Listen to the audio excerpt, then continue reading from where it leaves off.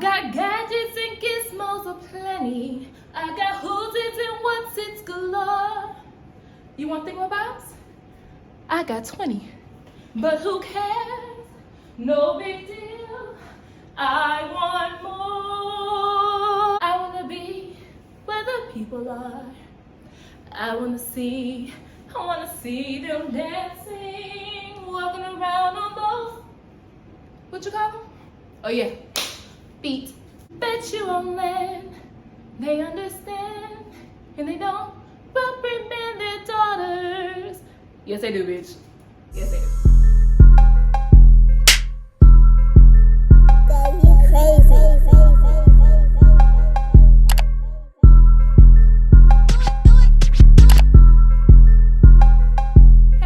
Welcome back to my YouTube channel, #moviebae. I am moviebae, and in this video I'm going to be doing a review over the live action Little Mermaid starring Halle Bailey.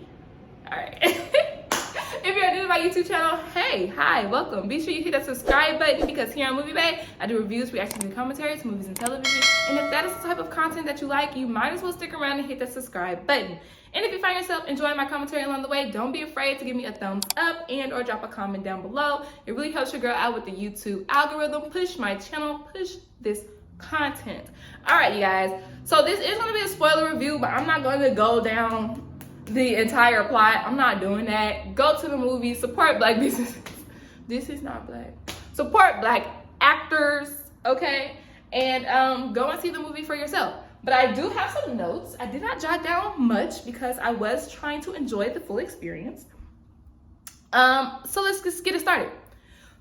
First and foremost, I want to mention how this movie started off with a quote from the original Hans fairy tale, and it stated that mermaids have no voice, so when they suffer, it's like greater or something like that. But if you read the Hans fairy tale, she suffered in a completely different way that wasn't even in this movie. So when they started it with that quote, I was like, ooh, what we gonna get? What we gonna get here? We didn't get that here. We didn't get that here. What we did get though was more so like a Romeo and Juliet type feel, all right? So like the mermaid people, they beefing with the humans, you know, because they reckless, right? They be wrecking their ships and fishing and messing up our coral and stuff. Meanwhile, the humans don't like the mer people, because they hypnotize us and they wreck our boats. They make, you know, I would say surfing and voyaging, they make it difficult for us. So it's more like a Romeo and Juliet scenario with both families or both species of people not getting along. Versus in the original, y'all know it really wasn't that much beef between the two. So at the very beginning of the movie, they started off with Eric and talking about how it's his birthday and they're voyaging and things like that. They built that world first, aside from building up the under the sea people. And I didn't like that. It's like I got it, like when he dropped the thing in the water and it transitioned to Ariel and her world. But at the same time, I was kind of like, if I was a child, I would have been like, this ain't the mermaid. Like, what am I watching right now? I really do wish I would have started with building up, is it Atlantis? I really wish I would have started with building up Triton and his people and us getting to know their world and then transition to the people up above. Because in the movie, I felt more drawn to the people with feet because we spent the most time up there and getting to know that culture more so than the culture I'm really intrigued about, which is under the sea. Some different things, they tried different things in this live action version. There were a couple of changes, some that worked for the plot and some that did not work for the plot. So one of the main things is the Romeo and Juliet, right?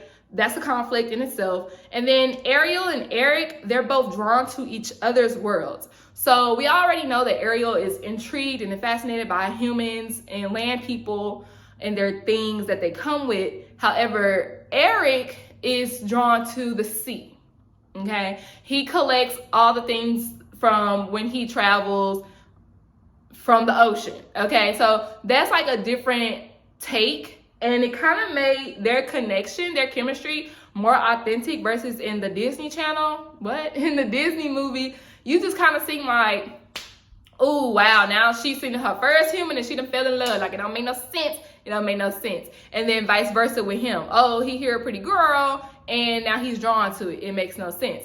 But in this movie, you do get to see them actually build up their relationship and their chemistry. More specifically in the study scene. So Ariel, when she's at the palace, she like ventures around the castle and she walks into Eric's collectibles, because y'all already know that she has her own collectibles of human things, and he has his collectibles of sea things, and she's teaching him about the things that he's found in the sea. I thought that was a really, really cute scene. Ugh, I'm going out of order. I should have organized these. Whatever. Another change that they made in the live action that was different from the animation is Ursula and Triton being siblings. Now, some people didn't like this. However, if you read the original fairy tale, they were siblings, or they are siblings. And I personally like it because it sets up Ursula's origin story movie, and I know they're gonna make one, and I'm gonna be the first one in line to go to the movies because, one, I love villains. Did that say a lot about my character? And two, I love origin stories. Tell me how it all started. Like, what is the beef between these two? I know because I read some fairy tales. But aside from, like, I want to see a live action movie, I guess, a live action movie of Ursula. Another thing that was different is they kind of just, it wasn't a change, but they elaborated on Ariel's voice. So, at the very beginning of the movie, the crew, Eric's crew, they talked about how, dang, what was it called, y'all? Some type of moon. It's a full moon. And that is when the mer people, the sea people, they hypnotize human beings and they kill them, right? So that is the mermaid's siren call, the mermaid siren. Oh, y'all, maybe I should have wrote down the terms. It doesn't really matter. Y'all know what I'm talking about. So they kind of like elaborated on Ariel's voice by mentioning that it is the siren call. And that siren is actually how they hypnotize humans, according to the old tale anyways. And that makes sense as to why when Ariel saved Eric, he was mesmerized and he couldn't get that tune out of his head because that is a mermaid's power. And it went back into why was it so important that Ursula took not only her fin but her other mermaid powers, that siren. And that hypnotizing voice is, you can't get your man without that voice, because that's what he heard. So that's what it made this, it just made the voice thing tie in together with the fairy tale and the legend of Mermaid. So I do appreciate that change. Another thing that they changed was they added this extra conflict in. When Ursula was making her spell, she added a little razzle dazzle to make Ariel always forget what the mission was. The mission was to get a kiss within 3 days. And I felt like that was unnecessary. Like, we didn't have to put that extra conflict in there, because throughout the animated film, the eels were doing Ursula's dirty work and assuring that they didn't get that kiss. So they could have just kept that element versus putting an extra forgetful spell in there. Like, not needed. Another thing that wasn't needed, let's go ahead and get to the cons. Another thing that wasn't needed in this movie was Flounder. Flounder was supposed to be Ariel's sidekick and best friend. And I can count on one hand how many times Flounder made an appearance in this movie. Like, the real sidekick was Sebastian and Scuttle. And I don't think Scuttle was that prominent in the animated version. I literally just watched the animated version like 2 days ago. So why I don't remember, it's beyond me. But yeah, like Flounder, they could have just X'd him out altogether in this movie, if you really want to be honest. After the shark chase scene, he wasn't needed. Another con about this movie is the lack of character development for the under the sea people. I really felt, well, it felt empty to me. The chemistry between her sisters, between her father, the under the sea world period, it just felt empty. So at the very end, when all the mer people come to the surface to support Ariel in her decision, it wasn't impactful enough. She cried. I didn't cry because I didn't care about these people. I had never seen them before ever in life.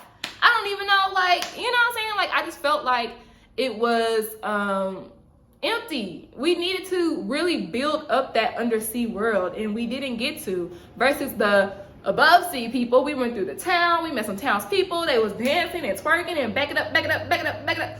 Like, they did all of that. They did none of that underneath the sea. They really did it. My final con, it's not a lot. I know, right? It's not a lot. It's only 3 cons. My final con, though, is the biggest con of this movie, and it is so dark. And I don't mean like disturbing dark, because I like that. I'm talking about the color, the brightness, the hue. I couldn't see shit. I couldn't see anything. And I don't even think if I brought my prescription glasses that I was going to be able to see better.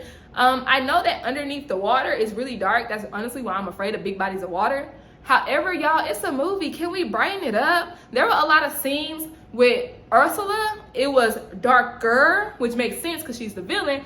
But it was so dark, you couldn't see her at all. Like the end fight scene at the end of the movie, it was a whole lot of going on. And I'm sure it looked nice, but you couldn't see it. It looked like they were fighting nothing. Seriously, the lighting was an issue in this movie. Through all the cons, everything else is literally a pro. Y'all already know Halle Bailey. I hope I'm saying that right, y'all, cause she be getting on people with saying her name wrong. Blame your parents, okay? Blame your parents. Halle Bailey can sing. We already know that, and she really did tear up Part of Your World. There were a couple new songs in there that they could have left out. The Scuttlebutt one, like, that was okay.